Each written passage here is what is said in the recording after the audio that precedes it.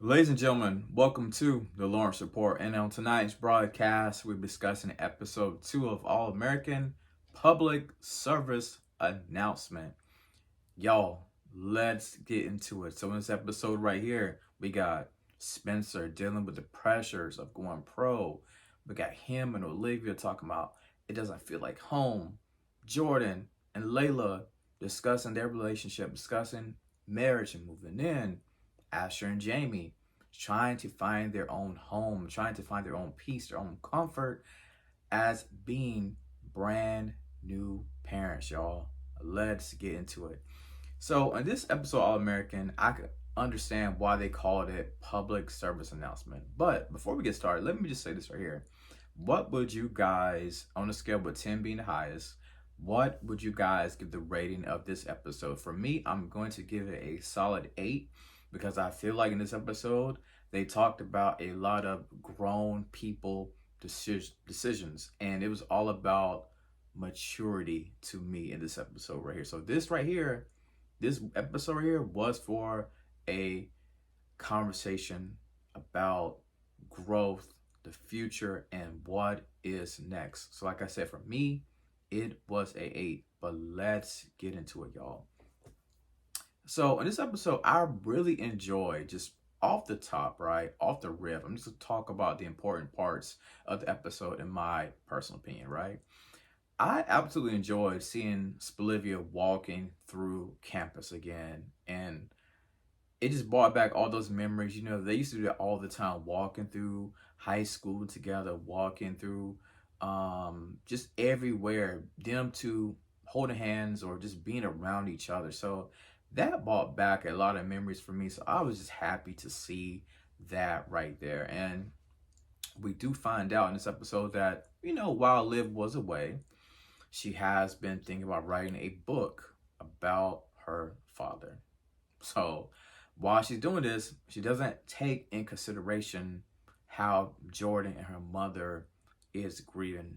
Now, I know in real life, writing a book about your father after he passed, I think, 1 year ago, for some people, it may seem to be a little bit early, right? But I can understand why they went this direction in this episode. Because remember, the fans was begging for a time jump, right? So they want to speed all types of things up. I'm talking about Jordan and Layla, talking about Spencer and Liv, and even with the Billy Baker's death, they're like, hey, y'all, it's been a minute. We got to get up. We got to move. So I completely understand the direction, right? But the thing about Liv, the part that I do kind of hate is that she didn't talk to her. She didn't talk to Jordan and the mother about it. She kind of just went ahead. She got the publisher, like she said. She told Spencer about it. And she's like, yo, I'm going to do this book. So I think she could have talked to her family about it because everybody grieves different, right? But we know that she confides in Spencer about this book right here. And I just absolutely love this episode, how they're talking about grown things. And Liv, you know, whenever she went to London, right, she did become a changed person, not only from her look, but I'm talking about her mental capacity as well. That has changed for her. And I want to talk about, since I'm talking about Bolivia, I need to talk about that ending where she was like, basically, home is kind of different for me. And she's talking to Spencer about this. And she's basically saying that she's growing, she's maturing, she's not the same person. And there is a world outside of California, outside of Beverly Hills, LA, whatever you want to call it. And that trip right there, it helped Liv to grow up in a way. You know what I'm saying? Because she wasn't around that California bubble, right? She wasn't around that. She wasn't around her crew. She was her own person. So it kind of forced her to grow up. And she kind of was telling Spencer that too, like, hey, you're getting ready to go into the NFL draft. It ain't like you're going to be drafted by LA Rams. There's a good chance you could end up getting drafted by the Miami Dolphins. Now, I think he ended up getting drafted, real Spencer. I think he got drafted by the Giants, I think.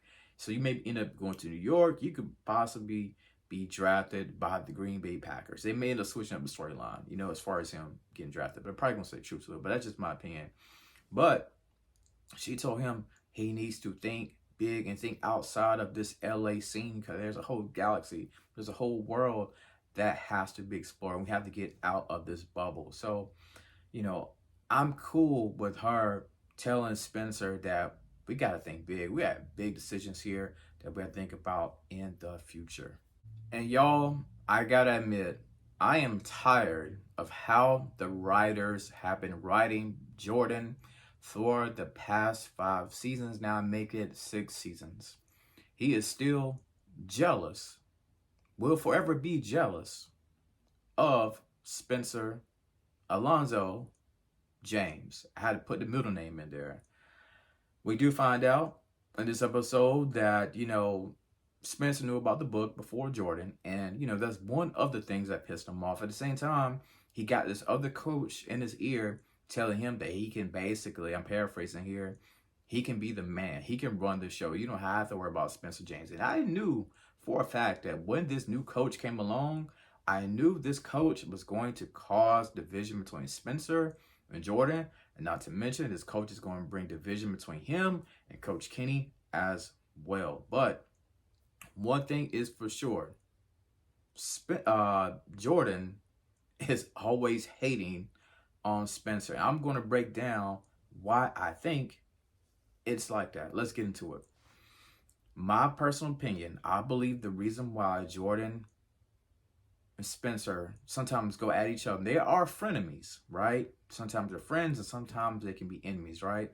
The one reason why, one of the several reasons why I think why Jordan is always coming for Spencer is because Jordan, for the longest, was that number one option. He was that guy. Let me explain.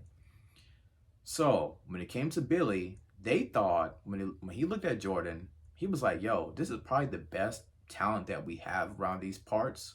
I'm cool with it. This is the closest I'm going to get to a replica of who I was as a man when it comes to me playing football, right? But then we get Spencer, the guy from the hood who comes to Crenshaw, right? He makes a catastrophic bombshell out there on the LA scene, right? The ladies fall in love with him, and that's one of the other reasons why, Jordan is jealous, right? Not only because, he's a charming type dude, but also he is more talented than Jordan. And we know with Billy's phone call, he said, you're my All-American. Oh my God, please do not let Jordan find out that information right there. Jordan ego is already fragile. It'll be fragile times 1,000 if he ever hears that voicemail right there, right? Because when we think about it, everything that Billy wanted in a star athlete is actually Spencer James. He is number one guy. And for Jordan, he can't shake that right there, I think. It's just something that he cannot shake, unfortunately. But he has to realize that he is the number two option, I think, in all aspects, right? The team, the community that they live in, they all seem to rally behind Spencer way before they will rally behind Jordan Baker. And we know that, one of the things that causes even more tension, was a bad pass, and Jordan's feeling some type of way, right? Because we know that the pressure's mounting for Spencer, to get drafted. And, as the game is getting ready to end and they end up switching up the plays from the coach, Spencer makes a harsh decision, maybe a rush decision, by telling everybody that, yeah, I'm about to go pro. I'm going to enter the draft. You know what I'm saying? I'm going to do what I got to do. And, Spencer, most of the time when that kind of thing happens, you always consult your coach. You don't go off of the momentum of how you feeling at the time. You talk to your coach, but because he saw Jordan get in the shine, he decided to make a rash decision, right? So again, those two, the way it's looking, they're always just going to be frenemies. Let's switch things up and get into Jordayla. Now we know that Asher, the baby is going crazy crying, right? But we see Jordan, he's basically telling Layla that, I'm dealing with all these babies crying, with this one baby crying. And, how about I, move in with you, you move in with me. Let's make it do what it do. But for Layla, that's not her thing. Not to mention, I forgot to say this right here. I should have said this actually, but this guy has already been looking at wedding venues. We saw him discuss that at the top of the episode. I mean, my God, the way Jordan is moving, he's probably looking at cake decorations. He's probably looking at where he can get his suit fitted at. He's probably looking at what kind of dress he wants Layla to wear. This brother right here is moving extremely quick. Now, we know Jordan is head over heels for Layla, but it seemed like in this episode right here, she wasn't on the same vibe. I don't know if it's because, like I said, he's moving quick and she's more of a traditional type woman. She even said that, that she really don't want to move in before getting married, right? So him moving too quick may be a slight turn off to her. And we know that he wants to spend the rest of her life with her. That's cool. That's a great brother right there. I appreciate him saying that. But he may want to slow down on that pedal, because right now Layla, she just wants him to chill. And again, I get it. He's head over heels for her, but we're going to see, how their relationship continue to blossom this season. Let's get into Asher. Now, we know him and Jamie are brand new parents, right? And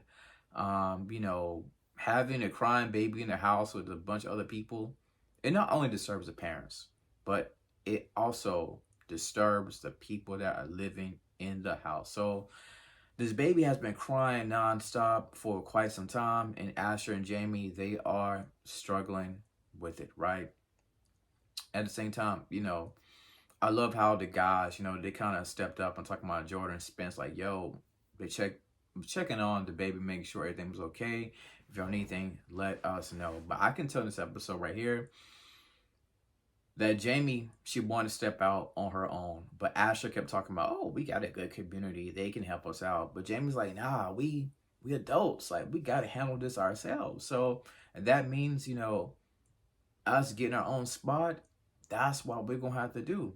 And it turns out that the spot that they end up getting, the house that they end up getting, was GW and Billy's old house in Crenshaw. Right now, I had a little issue with this. I thought Asher, I'm not saying he was rich enough, but I thought he had enough money where he could go out and get his own house. It kind of seems like he may be doing too much freeloading from the community. Y'all let me know. So I was surprised to see that he would be willing to take Billy's old house. And I didn't know how Jamie was going to react to this, but she seemed to be cool with it. And with Spencer declaring to the draft so early, the pressure is going to be mounting for him. But thankfully, he does have his community. I'm talking about the ones that truly care for him. I'm talking about his mother, Coop, and Olivia. They all were on cloud 9 to hear the announcement. Oh, and shout out to Grace James. I was happy to see Grace James on our screen for a little bit, but by declaring so early, Spencer is definitely going to need those that love him. He's going to need that community around him because, if you follow sports heavily like I do, when people declare for the draft, that attention around them is 24/7. There's always cameras in the locker room. There's cameras following you outside of the college, in the college. So I hope Spencer's ready, what is about to come his way. Because it's not going to be necessarily easy, but it is going to be a challenge. But at the same time, for Spencer, he knows Liv is in his corner, his mother, and of course his best friend from childhood, Coop. So yes, that was my thoughts on this episode of All-American. I believe they focus heavily on the core 4, and rightfully so. But this episode was for the grown and mature audience, right? Because we do have to think about life, after college. You got to think about marriage and, kids and, moving away. All those things was key elements of this episode. I enjoyed it. I'm already ready for the next episode of All American. I think things are really going to pick up. I hate to say it in a bad way, between Spencer and Jordan. That is going to be a sight to see, them two going at it again, again, again. We've seen it 1,000 times, but it is what it is, right? So as always, thank you for tuning in to the Lawrence Report.